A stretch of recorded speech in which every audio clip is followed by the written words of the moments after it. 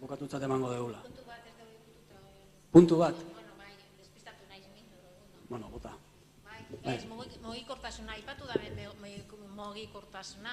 Egia da, igogailuak egin dira, bueno, aurretik planifikatutaziona, baina kaleko mugikortasuna, kaleko oztopo arkitektonikoak eta oztopo urbanistikoei buruz, azkenengo denboraldian ez da ezer egin.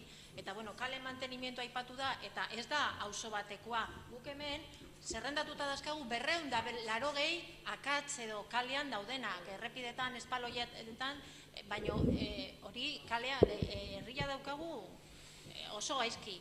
Baina mugikortasun aldetik, gurpildun handia dijoan personak edo zailtasunen fizikoki, zailtasun badazkaen personak izugarrizko arazoak dazkae gure herrian mugitu ahal izateko, edifizio publikoetan sartzeko, eta alde horretatik nik uste dut lan handia inbiar dela herrian.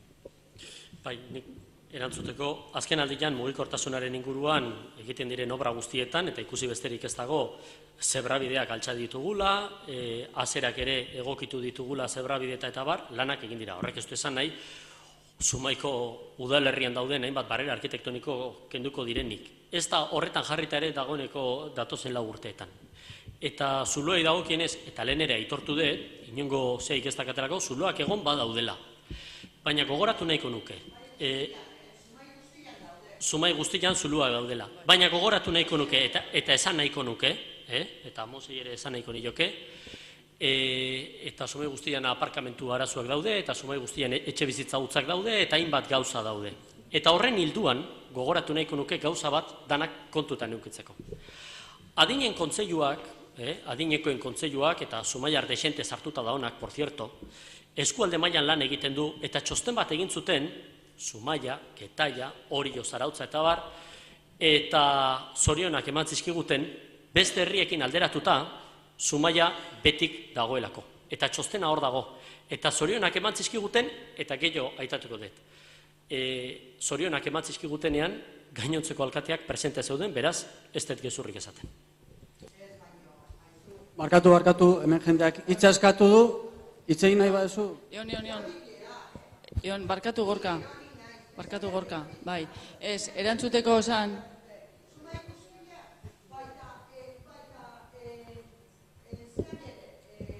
Barkatu baino, hemen jendeak txanda eskatu dut. Errespetatu besteen txanda, mesedez.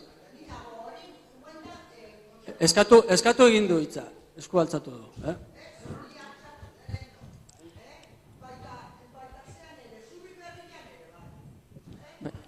Hori dira da, etxoin Andoni.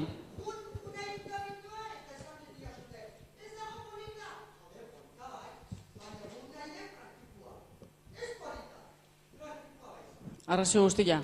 Beto, hau da, azkeneko eraikina Zumaian egin dana, hau, ze aurrekoa zubila izan da eta zubila parregarri dago, irristakorra eta bar. Bueno, etxe honek, dakan akatz bat mugikortasunak ikusita da, bai, igogailua eta nahi ezuna guztia dauka, baina Marikalea ertentzen desunean, dauka rampa bat, baina rampa hori dijoa zulo batea. Eta, ez dago kurpilikan hori gaindituko duenikan.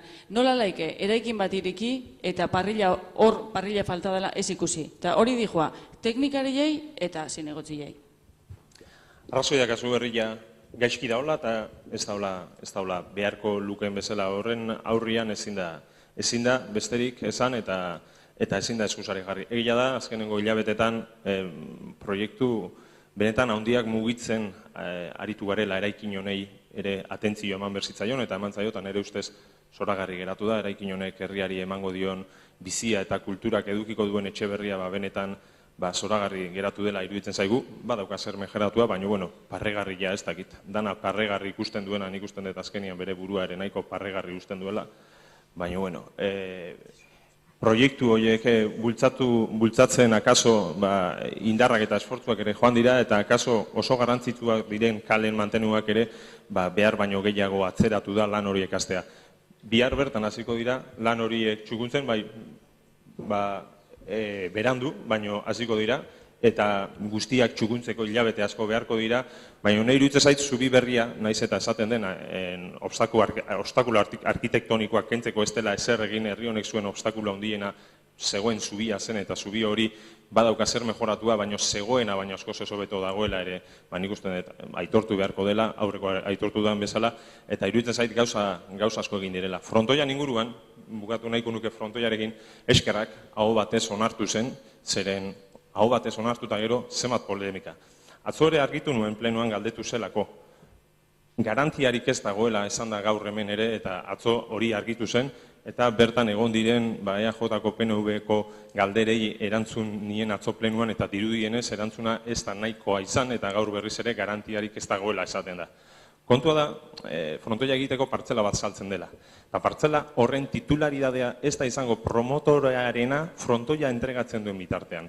Beraz, etxebizitzak ez da eraikitzen hasiko frontoia eraikitzen hasten den bitartean. Eta frontoia eraikitzen hasten denean, etxebizitzak eraikitzen hasiko da.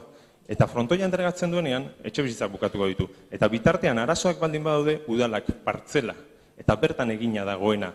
Eta frontoian egina dagoena, inongo kargarik gabe rekuperatuko du. Orduan guztia 100% abalatuta dago. Eta lehen esaten nuena, alkatea izan nahi duen pertsona batek, horrelako gaien inguruan, beste informazio batekin lan egin beharko luke. Nik usten dut, herritarrek seriotasuna eskatu behar digutela. Errespetua eta seriotasuna. 100% dago abalatuta, atzo argitu zen plenoan, eta aho batez onartu zen, 100% abalatuta dagoelako, besteak beste. Bestela, EAJ PNV-ek ez zuen aldeko bozkarik emango. Bueno, este norbaitek zerbait galdetu nahi du, ja bokatuko dugu. Uste, desente Barkatu Gorka. luze jundala, bai. Ni nahi diote esan Andoniri. Bueno, azkenengo interbentzioa eta labur mesedez. Hainbeste ikasi baldin baduela urtetan nola laike gauzak atzo arte gaizki egin. Osea, ez da posible. Bueno. Eskerrik asko Lauroi egindako ahaleginagatik eta eskerrik asko etortzeagatik. Eta igandean herriak erabaki dezala.